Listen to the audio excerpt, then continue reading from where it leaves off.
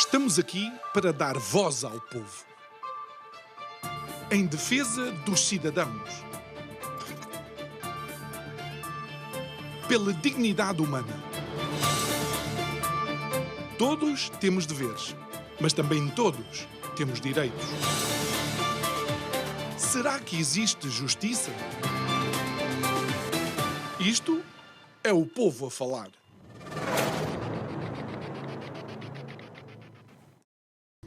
Dizer que Portugal peca por não produzir legislação em determinadas áreas pode ser um exagero. Podemos, entretanto, dizer que peca por ser talvez demasiado seletivo na legislação que produz, sendo que alguma dela interessa mais a privados do que propriamente ao interesse do público. Mas peca claramente e, acima de tudo, pela não implementação de muita da legislação. Boa noite, o meu nome é João Nuno Pinto e isto é o Povo a Falar. Estou consigo de segunda a sexta-feira, neste mesmo horário, emissão em simultâneo, Curiacos TV e Rádio Vida 97.1. É assim, Portugal passa de autênticos tsunamis legislativos, onde vemos medidas, pacotes, agendas para desertos absolutos naquilo que é a execução dessas mesmas medidas. Quando olhamos para determinadas áreas, nomeadamente a governança, o combate à corrupção, a proteção de denunciantes, aquilo que podemos ver é que o diagnóstico parece que está feito, a posologia mais ou menos está determinada. Já o paciente começar a tomar os medicamentos é que é um ver-se-te-avias. Digo eu, que não percebo nada disto.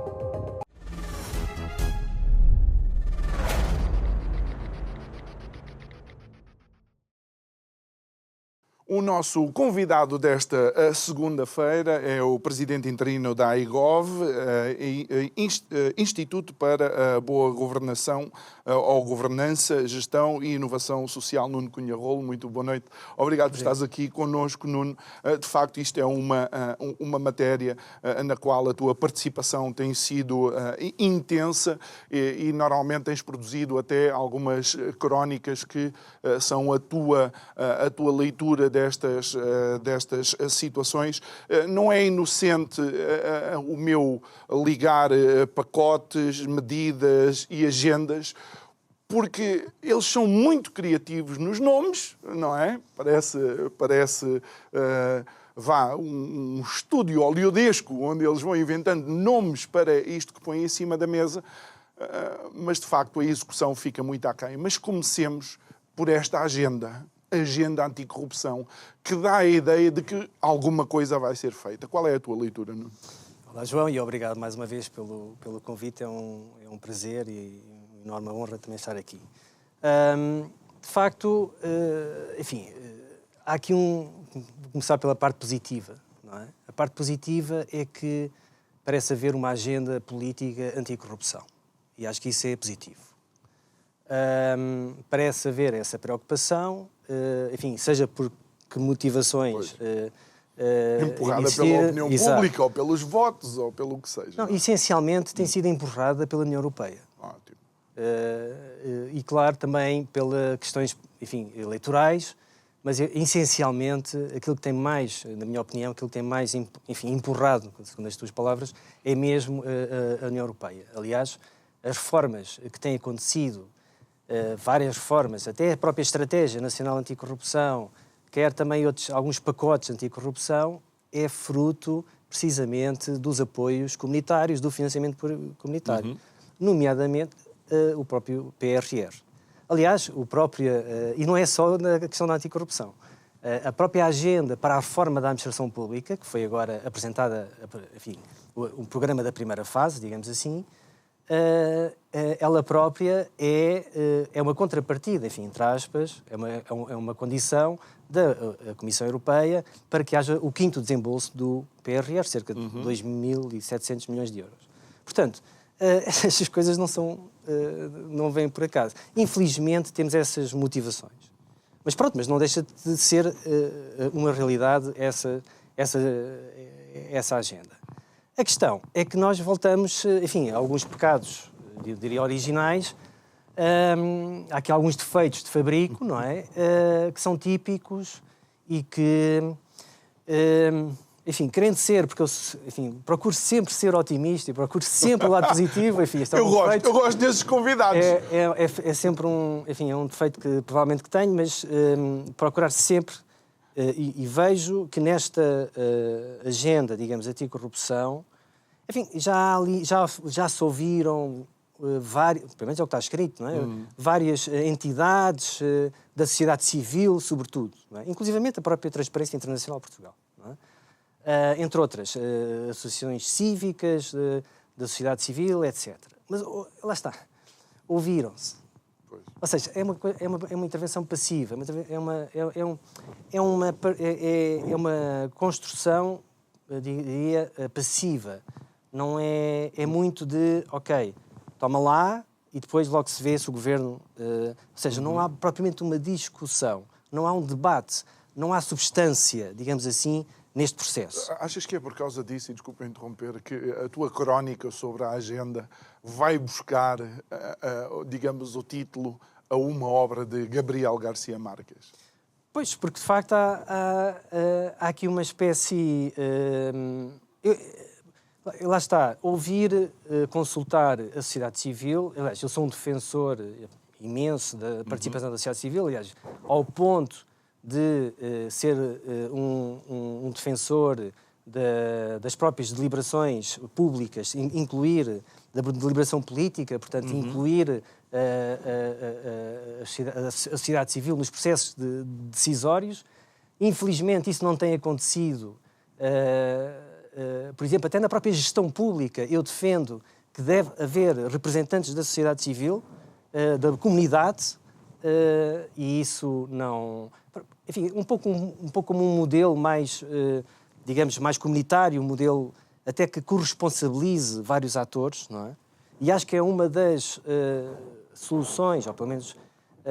sim, é uma das respostas, uma das soluções para nós tentar que isto não fique tão polarizado, tão fragmentado, porque já está a nível político, obviamente, e partidário, mas que não esteja tanto a nível social, não é? Que haja aqui que este consenso, que haja aqui um mínimo consenso para aquilo que temos que fazer, que são as reformas.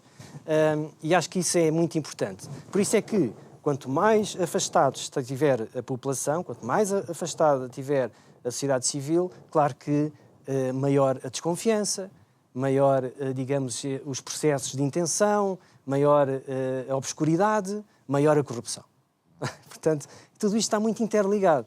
E isto também tem muito a ver com o próprio modelo que nós temos, que adequamos, e nós temos um modelo que é um modelo muito desatualizado, muito antiquado de governação pública. É um modelo muito top-down, é um modelo muito de, ok, eu quero posse e mando, quando se chega lá, acima, e exerce o poder. Claro que mas eu tenho mais a ideia de quem chega lá acima é um primus inter pares.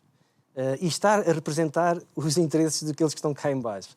E tem que dar resposta e tem que prestar contas. E isso não acontece tão frequentemente quanto nós daríamos. Daí tu mencionares, nesta tua crónica do mês passado, mencionares que pela quantidade de setores e saberes que esta política pública anticorrupção afeta, devia ser ainda maior, de facto, a participação da sociedade civil. Sem dúvida. Aliás, a participação...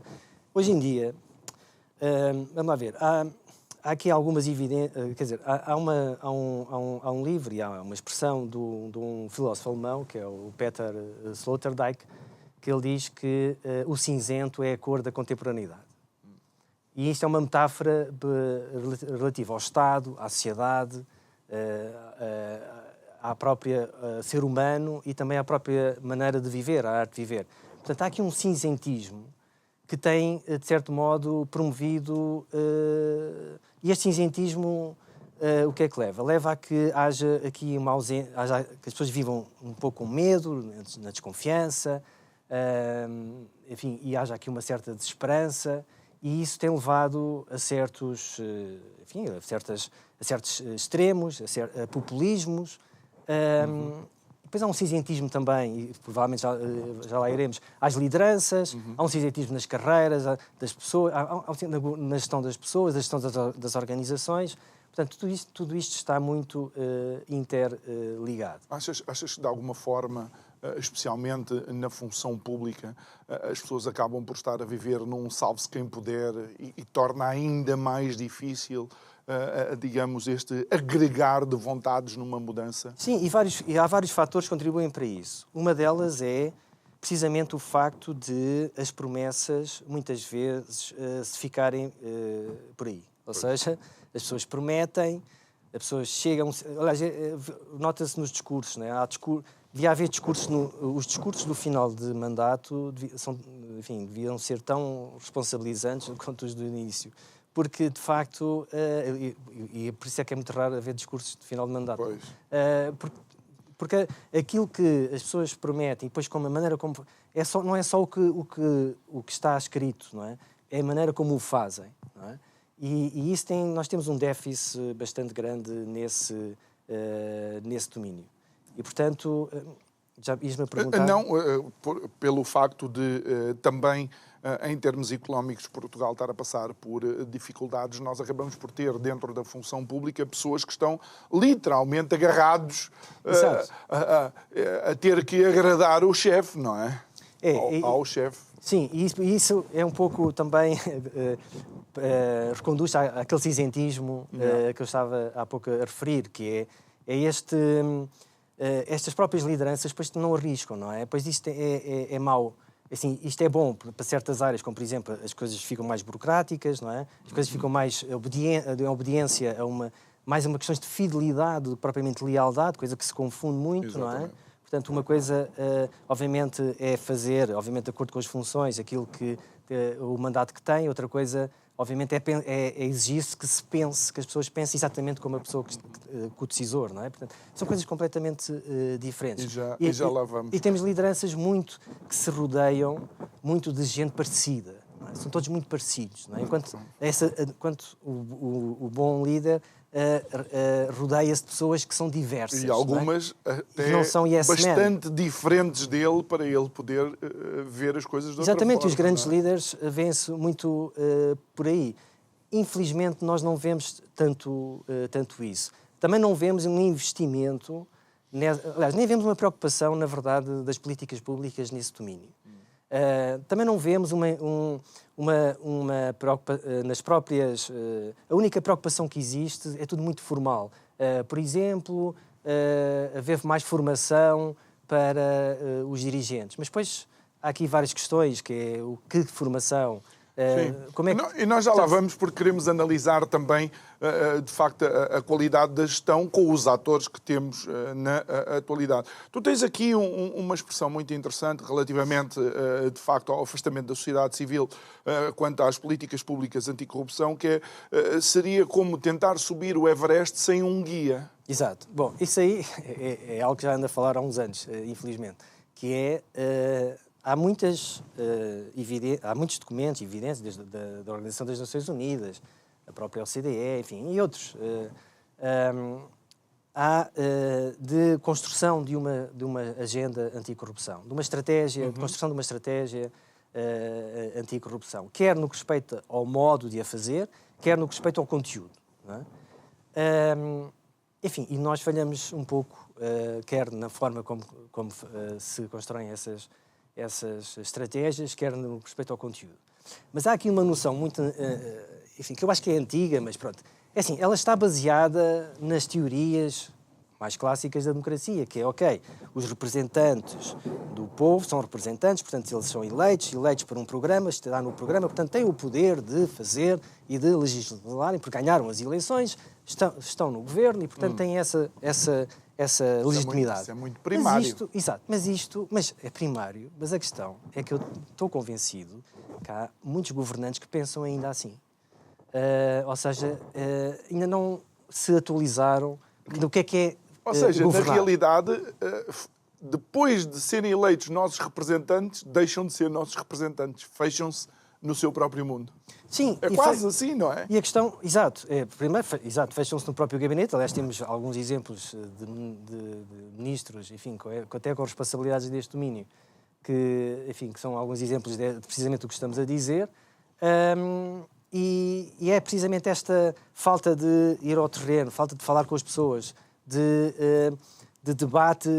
Assim, eu já participei em várias, aliás, como vice-presidente e presidente da Transparência Internacional Portugal, que exerci esses cargos, e tive que falar com membros do governo, portanto, quem que o governo queria ouvir a TI, e de facto há muito essa. É muito passivo, não é? É muito de dizermos, ok, já está um facto consumado muitas vezes, ou seja, já está, nós é isto que queremos fazer, não é? E depois só querem ali limar ali algumas coisas, etc. E há pouco acrescento, e há pouco debate, e há pouca discussão, digamos assim. E depois também há pouca consequência dessas audições e dessas consultas. E a questão é que falta essa substância, não é? Falta essa cor, não é? Porque isso, enfim, para contrapor aqui a metáfora do Sloterdijk, para combater este cinzentismo, não é? Aliás, há um artigo deste fim de semana que é muito bom, do João Vieira Pereira, no Expresso, acho que é no editorial, em que ele diz que a política está a matar as políticas públicas, não é? É um artigo em que ele próprio diz que não há propriamente uma discussão. Aliás, o Estado da Nação foi exemplo disso, não é? Mas onde é que debate é que foi aquele, não é? Sobre o Estado da Nação, quer dizer, qualquer português não se reflete... Aquilo é a nação? Sempre foi melhor do que o Trump e o Biden a falar de golfe. Pronto. Sempre foi... Ainda nem falamos sobre isso. Só para brincar. Mas de facto, aquilo não é um discurso de Estado. Aquilo não são debates de Estado. Na minha opinião, acho que não... Claro que pode haver, claro que faz parte, não vamos ser também ingênuos ou idealistas a esse ponto, mas falta substância, não é? Claro. Falta um debate. E depois parece que tudo se resolve. Aliás, o próprio João Vieira Pereira diz isso, e eu também já partilho isso, enfim, obviamente, eu entre muitos. É a questão de, parece que nada se faz sem dinheiro. Temos que ter dinheiro. Temos de ter sempre aqui uma galinha dos ovos de ouro, não é? Desde o Brasil, que já foi, até à União Europeia, não é? Portanto, há sempre aqui, temos sempre... Quer dizer, isto é um atestado de auto-incompetência brutal. Achas que é um bocado dessa perspectiva que a sociedade civil já começa a olhar para os governos com alguma desconfiança? Nomeadamente, já ouvimos muitas pessoas na sociedade civil a dizer, espera lá, o que o SNS precisa não é mais dinheiro, mas se calhar é melhor gestão. Já se começa a ouvir com muita frequência. É assim, é claro que os problemas na sociedade são problemas complexos, os problemas da governação são problemas bastante complexos. E não há aqui soluções simples. Mas eu acredito que há métodos simples para chegar a soluções que são soluções que, ainda que não tenham uma grande escala, são soluções que se podem ser transformadoras. E, portanto, mas parece que quem vê, por exemplo, uns telejornais, a discussão é toda muito focada em remunerações, em subsídios, em contratações, em horários de trabalho. Quer dizer, o que eu gostava era que, em vez de... em recrutamentos, eu gostava que, em vez de recrutamentos, que se falasse mais de competências. Quais são as competências necessárias, não é? Em vez de horários, que se falasse mais em métodos de trabalho. Em vez de subsídios, que se falasse mais até em prémios, em incentivos, não é? E prémios, até digo prémios não financeiros, não é? Não económicos, sobretudo no setor público. Em vez de falar em remunerações, que se falasse em talentos, não é? Como é que nós conseguimos desenvolver talentos, reter talentos e promover melhor... Olha, Nuno, e é interessante falares isso, porque tu tens um outro artigo teu que falas no déficit de implementação, liderança e gestão, e começas logo por dizer: a implementação é o processo mais difícil e complexo de realização de políticas, programas ou projetos. Achas que, na realidade, Portugal está a viver um momento de encruzilhada e de decisão, e que tem que ser agora que nós entendemos que não há bazuca que nos salve se não tivermos as pessoas certas, com as competências certas? Sim, sem dúvida. Agora, a questão é precisamente, quer dizer, o déficit de implementação já não é de agora, não é? Não é assim uma novidade em termos gerais. A implementação é das fases das políticas, do ciclo de políticas públicas, enfim, mais difícil. E também, para não falar das questões da monitorização e da avaliação, que isso praticamente nem sequer falta muito na nossa, enfim, nas nossas políticas públicas. Claro que se vai fazendo alguma coisa, etc., mas pronto, mas ainda é muito deficitário. Mas o déficit de implementação, de facto, é um problema que nós temos, porque há um pouco aquela ideia, e isso prende-se um bocado também com questões culturais, mas todos querem ficar na fotografia de quando se adota ou de quando se constrói um programa qualquer. Não é? Um plano, um programa, enfim, e faz um PowerPoint, faz um PowerPoint, apresentação, há uma festa, há um evento, etc. Mas a questão é, aliás, por acaso o filósofo que eu estou a falar, o Peter Sloterdijk, diz mesmo, mas não há pessoas que queiram colocar a assinatura no final do texto. Ou seja, a maior parte das pessoas quer colocar o nome na primeira página do texto. Não é? Ou seja, aqui uma metáfora para as políticas. Não é? Todos querem que esteja lá o seu nome, seja numa lei, foi aprovado foi no governo tal, etc. Mas depois não temos ninguém que faça, digamos, no final caso uma responsabilização e que isto foi feito de acordo com aquilo que estava prometido, ou pelo menos que estava desejado. Claro que não se faz sempre 100%, isso não existe. Mas haver esse escrutínio permite que se faça melhor a próxima reforma, o próximo programa, a próxima estratégia. E isso tem faltado, não é? Aliás, é curioso como o próprio governo atual reconhece, quando no relatório técnico isso está bem patente, da Agenda Anticorrupção, que, vai-se fazer esta estratégia, esta agenda, vai-se já fazer algumas medidas, mas vai-se fazer depois uma avaliação da Estratégia Nacional Anticorrupção, da ENAC 2024. Portanto, para depois se fazer a 28. Portanto, ou seja, está-se a fazer, vai-se fazer, já se está a implementar políticas de qual não foram feitas essa avaliação. Portanto, uma das coisas que eu tenho batido muito é precisamente esta questão da falta de diagnóstico. Não é? Há relatórios, e os relatórios, se formos ver, na verdade, aquilo, quer dizer, não é bem um relatório, porque aquilo diz, no essencial, só na parte em que diz quais são as entidades que foram ouvidas, isso é um relato, é verdade. Mas quanto ao resto, são promessas, são aquilo que se vai fazer. Portanto, não é um relatório, não é um relatório técnico. Pois. Portanto, relatório técnico é ver, por exemplo, é normalmente feito até por uma comissão, por um grupo bastante diversificado e pluridisciplinar, em que faz o diagnóstico da situação. Não é? Portanto, Mas até nisso temos de ter algum cuidado. Porque, Nuno, o primeiro relatório técnico que me vem à cabeça é o do aeroporto. E a equipa multidisciplinar era tudo menos realmente e verdadeira, totalmente independente. Pois, pronto. Mas aí há outro problema. Quer dizer, isto é cada tiro, cada mel. Porque isto é de facto complexo. E há muito poucas pessoas que consigam, enfim, ver a floresta. Mas não achas que isto de facto demonstra o atraso da nossa qualidade de governança, a qualidade da transparência? Ou seja, estamos tão reféns que até as equipas multidisciplinares já têm pessoas que estão totalmente metidas e engajadas com o status quo. A questão de facto, é assim, eu não ponho em causa a boa vontade das pessoas quando chegam a determinados lugares, desde titulares de altos cargos dirigentes, membros do governo. Provavelmente, enfim, estou certo que a maioria até tem essa boa vontade, digamos assim. Mas depois o problema muitas vezes, o modo como eles são escolhidos, também já estão a pensar como é que vai ser feita a política, não é? Ou como é que vai ser feita a implementação da política, mas quem é que faz falta dela. Quem é que faz o recrutamento? Exatamente. Não somos nós. Portanto, começa logo aí, aliás, e nós temos alguns maus exemplos, infelizmente, de pessoas que são escolhidas de acordo com alguns interesses, até económicos. Eu estou a falar ao nome dos últimos governos, não é? Enfim, desde pessoas com falta... Eu não digo falta de... Assim, pode ser jovem e ter-se uma grande maturidade. Não é experiência governativa. Isso, para mim, não vale pouco até. Às vezes até é bom não ter experiência governativa alguma.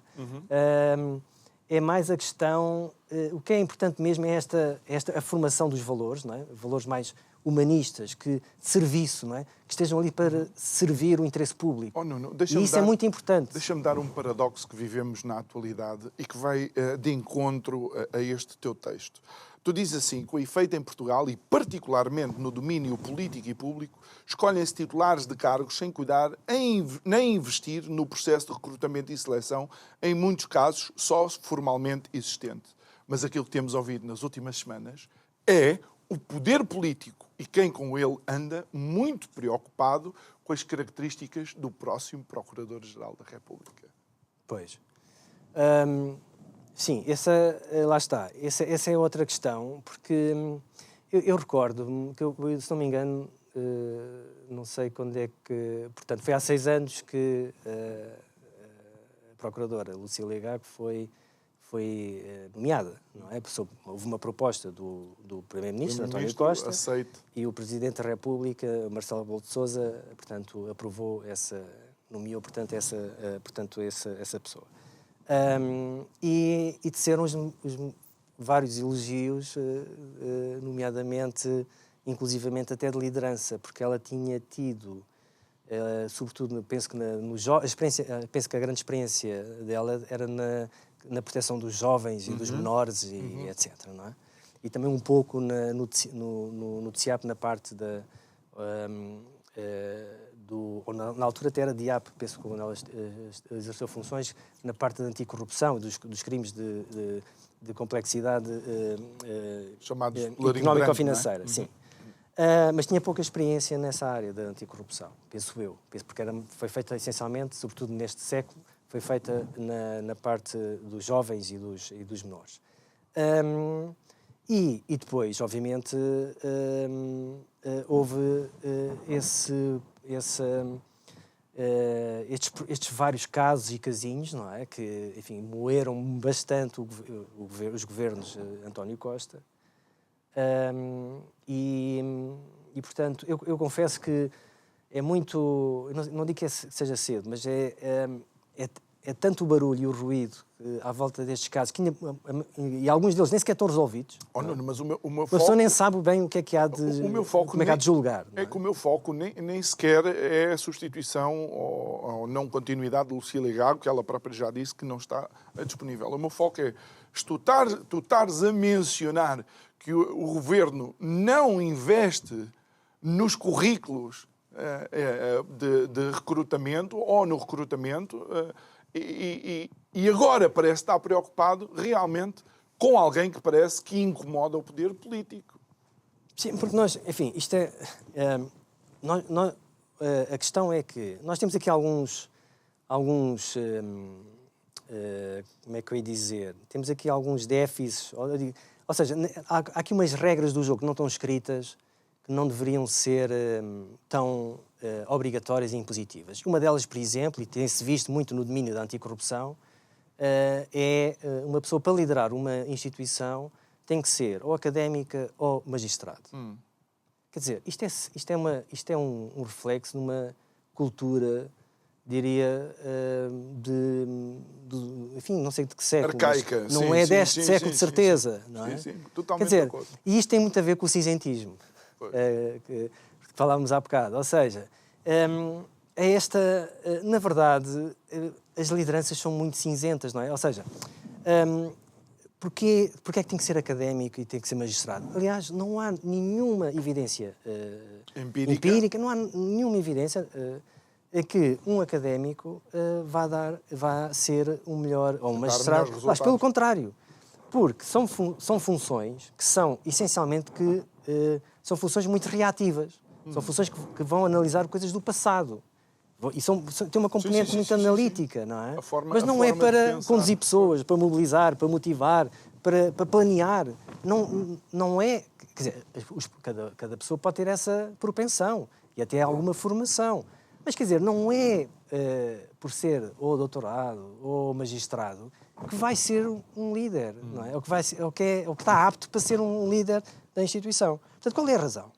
A razão é só, que eu vejo, aliás, muitas vezes até invocado, é dar esta ideia de que que há este mérito, não é? Mas que não é um mérito de acordo para aquela função. Aquela função, a pessoa vai ser, por exemplo, presidente da entidade X, vai ser presidente da agência Y, vai ser presidente... Quer dizer, vão liderar, não é, a organização, as pessoas, mas vão ter que implementar um programa, um plano, que já está de acordo com que está na lei, que está baseado, portanto, ou numa política pública.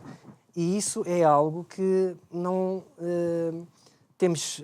Há aqui esta maneira de pensar que é muito cultural, mas é uma cultura que conduz muito depois a questões como há um cinzentismo na liderança das organizações das pessoas.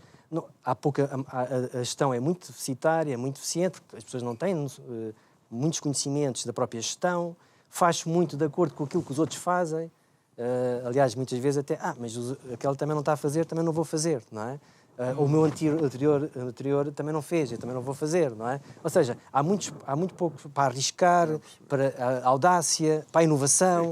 E com um ambiente político também tão polarizado, ainda é mais fácil ser reativo, do tipo, eu tomei medidas para os jovens até aos 35. Ok, nós vamos tomar medidas para os jovens até aos 40. E nós até aos jovens até aos 45. Qualquer dia, com 50, somos jovens, não é? Pois, há aqui vários fatores, mas é assim, mas se não falarmos deles, e eu vejo-os quase sempre excluídos dos debates, da discussão pública, quer dizer, e sei que muita gente pensa, alguma gente pensa que isto são questões, enfim, muito de sumenos, mas não são. Não são questões de sumenos. Porque é muito fácil eu pegar em questões de direito penal, ou ir buscar juristas ou professores académicos, se é só sobre isso. Mas a questão de um programa anticorrupção não é questão técnica que importa apenas.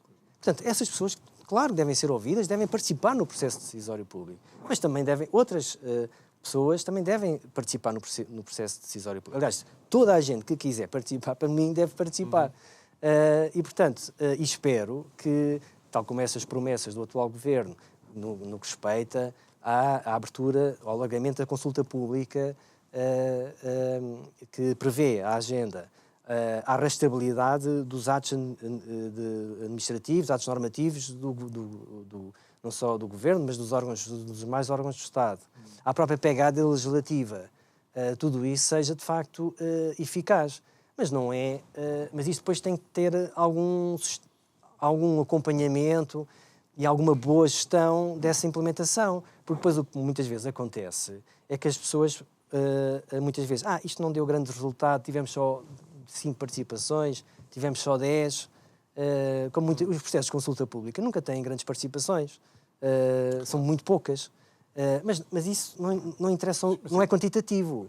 Claro, isso é qualitativo. Não, exatamente. Porque muitas pessoas, por exemplo, se isso não está acessível, se as pessoas não sabem como é que vão aceder, e muitas vezes acedem, desconfiam do próprio procedimento, ou seja, tudo isto é um processo de aprendizagem que não se pode desistir logo à primeira, só porque há pouca gente a participar. Sim, também os orçamentos participativos eram muito pouco participados. No início. E atualmente já há uma maior participação. Isto é um processo de aprendizagem que nós temos que, enfim, transportar até para as próximas gerações e não regredir. Claro. Não é? Mas, Nuno, deixa-me pegar neste próximas gerações, porque neste teu texto da implementação, liderança e gestão, tu mencionas que algumas instituições e organizações enfrentam escassez de recursos humanos, mas disse que isto parece um paradoxo, porque é inaudita a quantidade de pessoas, nomeadamente jovens, altamente qualificados.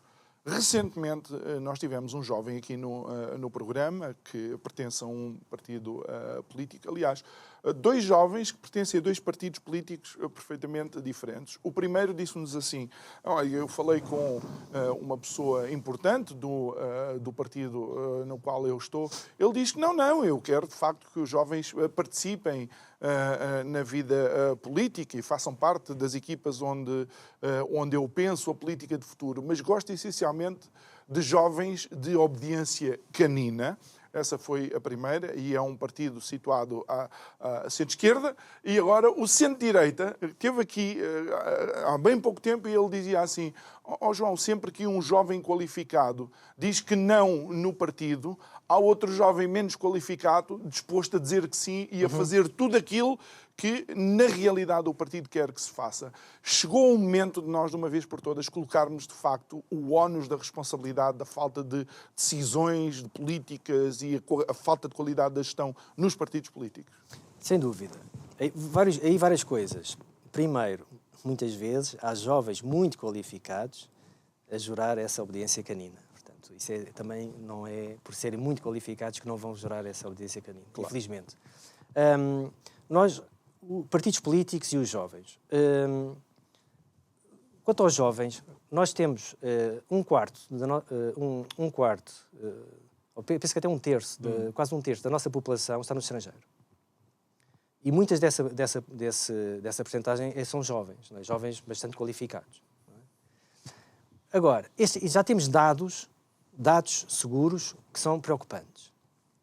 Mas temos ainda outro dado preocupante que, segundo um estudo que houve agora, não me recordo, mas parece que a geração Z, que é aquela que vai dos 14 aos 29 anos, metade quer emigrar.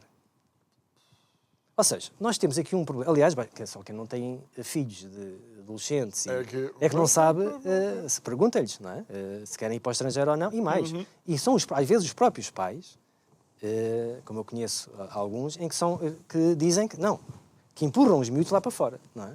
Porquê? Baixos salários, essencialmente baixos salários, acesso à habitação, aqueles problemas que nós conhecemos, mas também, essencialmente, também más lideranças. Eu volto aqui muito ao meu ponto, porque, infelizmente, é o que nós temos. Má gestão, más lideranças.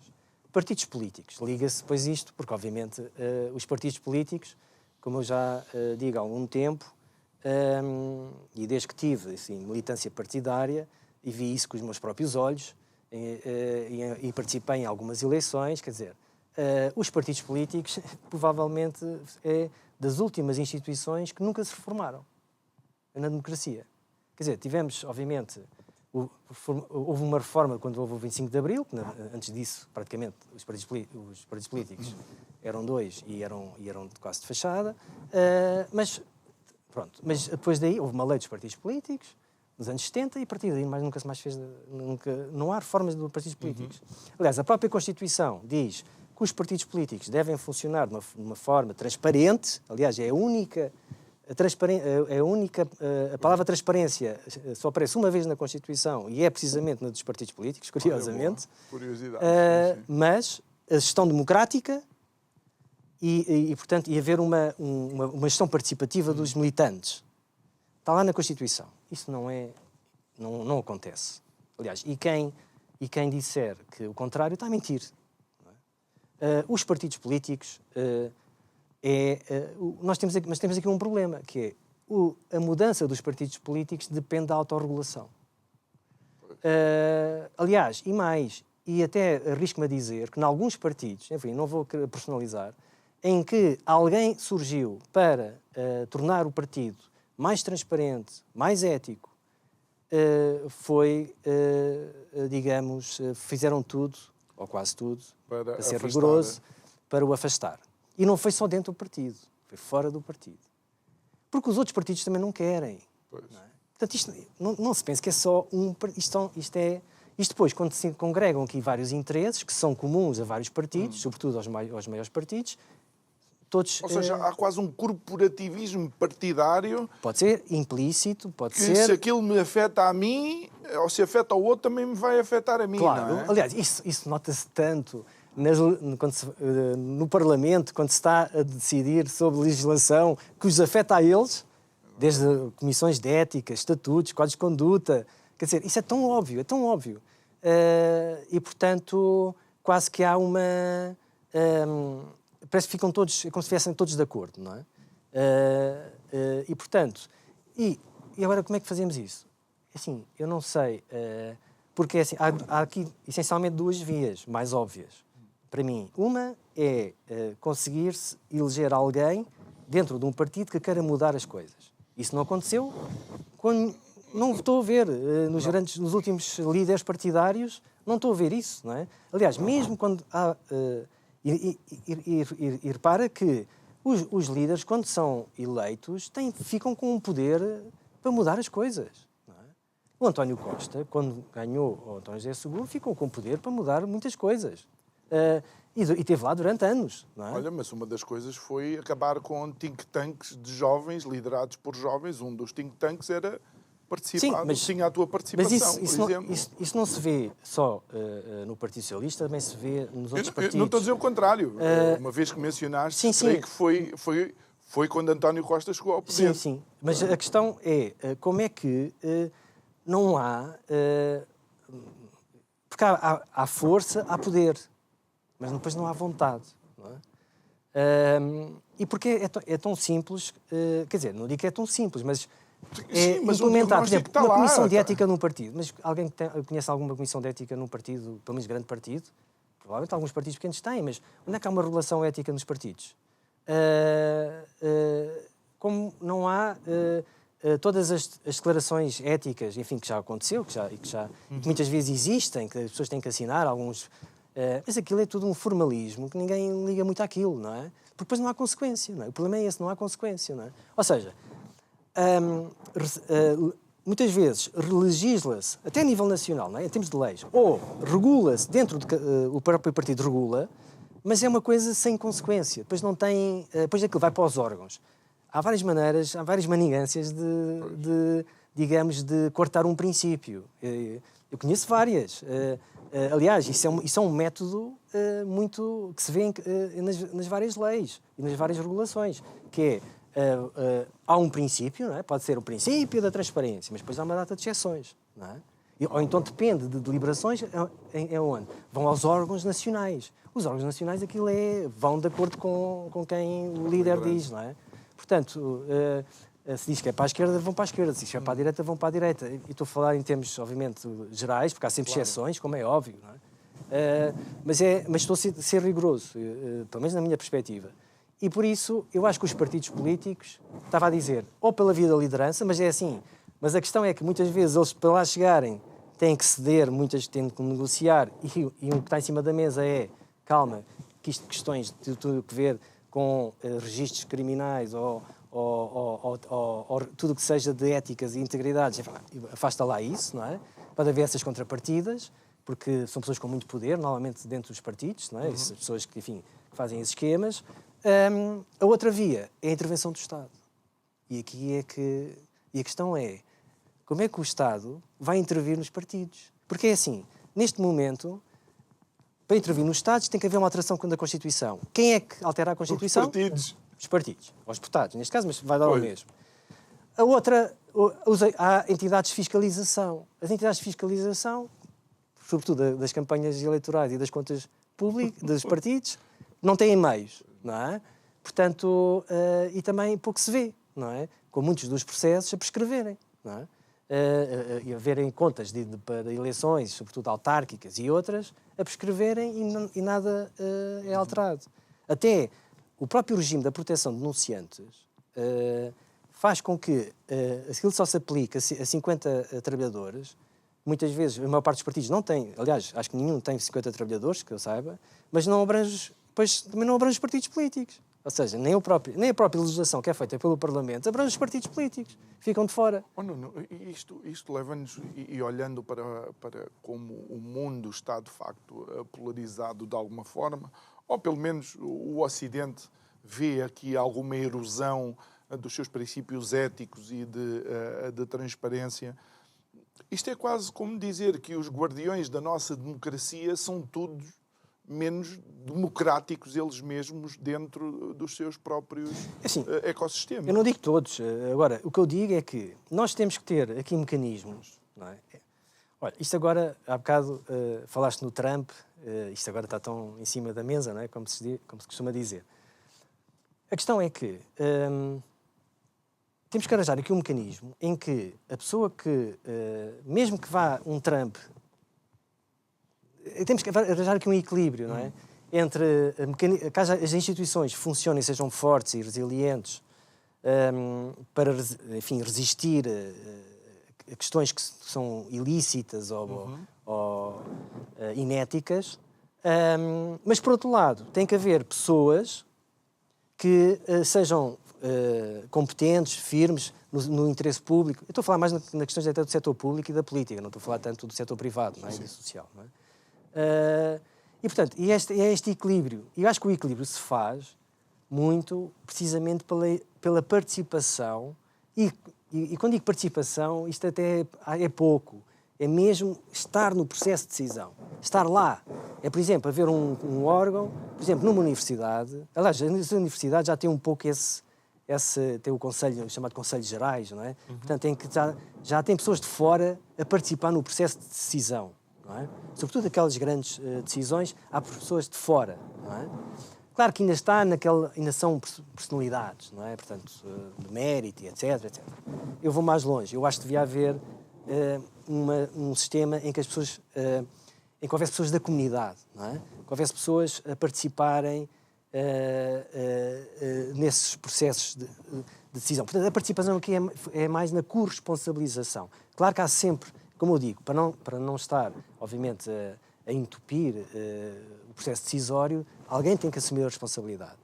Mas é a sociedade que tem que participar nesse... A sociedade é também...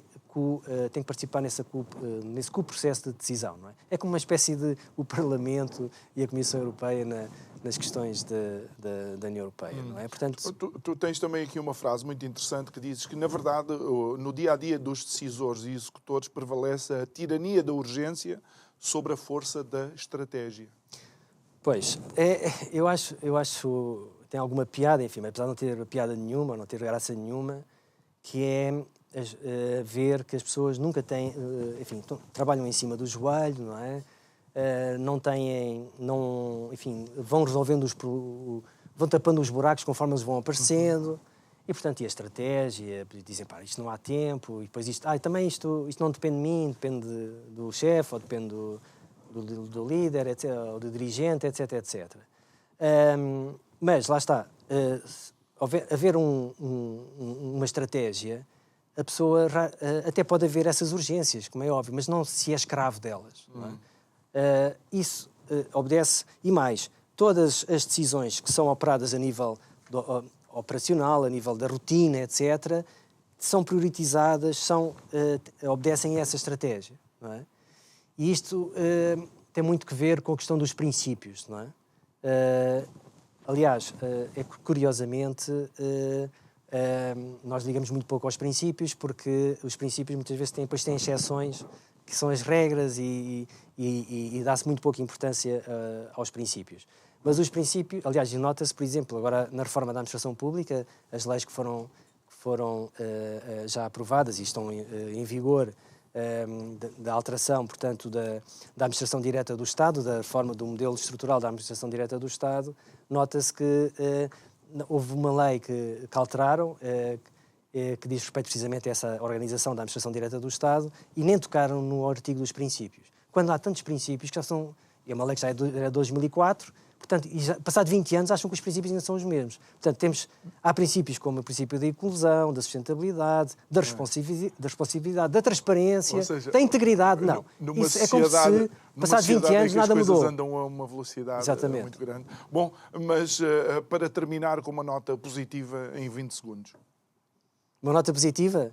Bem, tenho esperança que haja, de facto, uma aposta na questão das lideranças, na formação, não é só na formação, é desde o recrutamento, a formação, portanto, das lideranças, que é muito importante, e da gestão também, claro, que é muito importante e que faz a diferença nas pessoas. Isso é absolutamente importante. Nuno Cunha Rolo, muito obrigado por estar aqui connosco. E já sabe, você, se quiser rever esta e outras conversas, não se esqueça de subscrever o canal de YouTube do Isto é o Povo a Falar. Vá até lá, clique no sininho para receber a notificação sempre que fazemos o upload desta e de outras conversas. Hoje quero enviar um abraço também aos ouvintes da rádio que não nos veem, mas ouvem, e desejar-lhe um resto de uma ótima noite. Amanhã estamos de volta para mais um programa. Obrigado.